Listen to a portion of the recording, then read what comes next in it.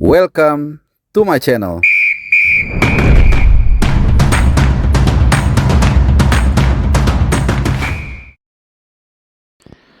Halo, salam sehat dan juga selamat hari Selasa buat teman-teman semua dimanapun kalian berada, khususnya Timnas Lovers ya.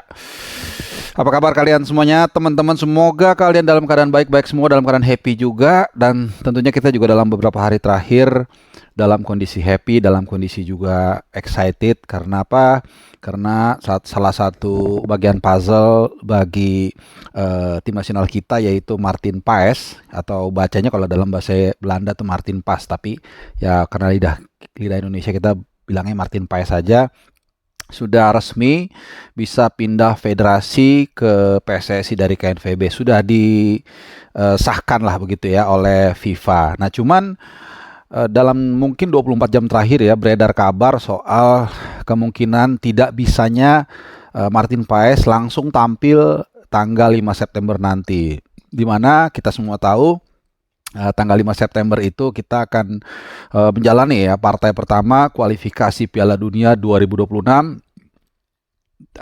antara Indonesia dan Arab Saudi. Mainnya di Jeddah di King Abdullah Sport City, dan ini tentunya membuat rasa happy kita, hormon endorfin kita yang sudah sempat keluar akhirnya mungkin surut lagi ya, kicep lagi begitu. Nah ini memang simpang siur ya, ada yang mengatakan demikian, tapi di saat yang hampir bersamaan juga kemudian ada dua hal yang membuat kelihatannya peluang bagi Martin Paes untuk bisa tampil lawan Arab ini juga ternyata masih terbuka lebar. Alasannya dua.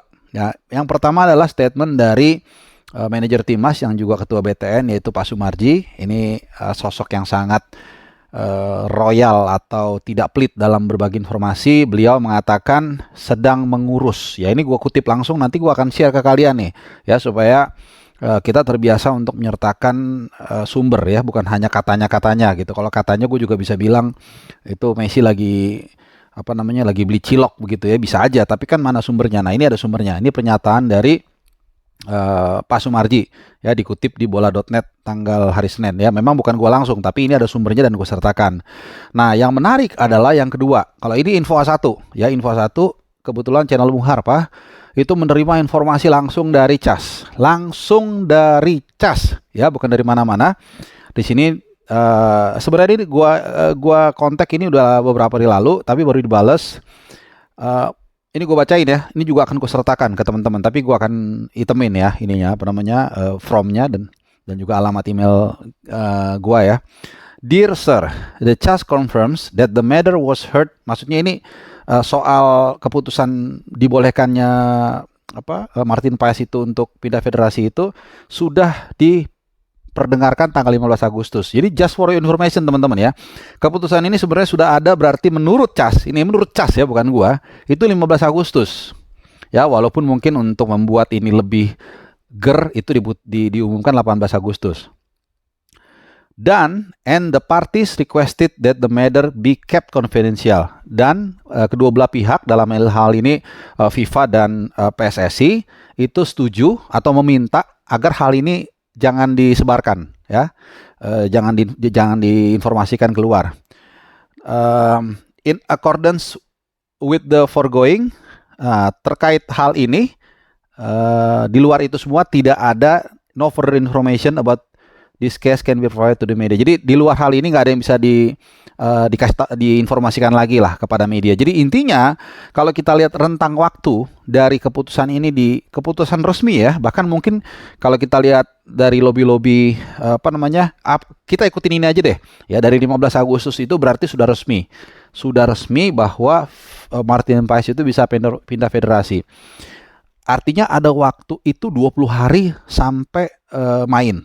Mungkin pendaftaran gue nggak tahu jujur ya, apakah batasnya itu mungkin seminggu sebelum pertandingan, which is artinya akhir Agustus, gue nggak tahu. Tapi yang jelas ada waktu yang cukup banyak sejak keputusan FIFA itu keluar, yang ternyata bukan tanggal 18 ya, ini tanggal 15. Jadi ini info super A1 ya, jadi waktu yang cukup banyak sebenarnya ya. Kalau kita hitung, anggaplah mungkin pendaftaran kalau kita mengacu pada waktu kualifikasi Piala Dunia round 2 ya. Waktu itu kan Tom Hai dan Ragnar itu kalau nggak salah sempat Ragnar yang nggak bisa langsung main ya.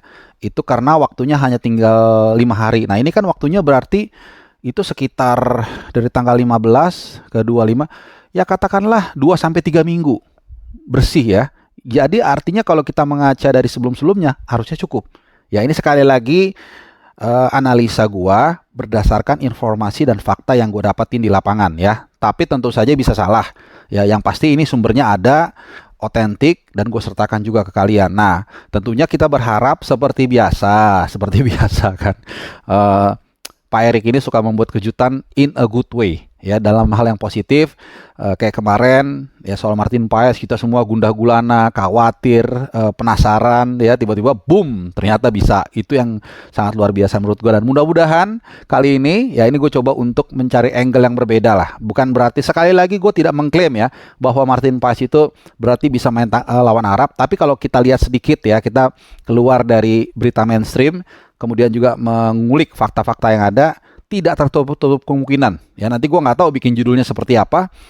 Mungkin ya tadi tidak tertutup kemungkinan Martin Paes bisa ya, atau eligible untuk bermain membela Indonesia menghadapi Arab Saudi tanggal 15 September nanti di Jeddah. Ya kita berharap. Tapi tentu saja kita diajarkan atau pepatah lama mengatakan sedia payung sebelum hujan. Itu kita penting punya plan B, bahkan plan C, yang tentu saja kalau memang Martin Paes atau Martin Paes belum bisa dimainkan, tidak boleh dimainkan lawan Arab Saudi, maka ya Hernando Ari mau nggak apa-apa ya, kita juga harus memberikan support. Sekali lagi dalam banyak kesempatan kita kalau kompak, kalau kita bukan berarti nggak boleh mengkoreksi atau mengkritik ya, tapi kalau kita ya sekarang kan kenyataannya itu yang punya kita, itu yang ada ya harus kita dukung.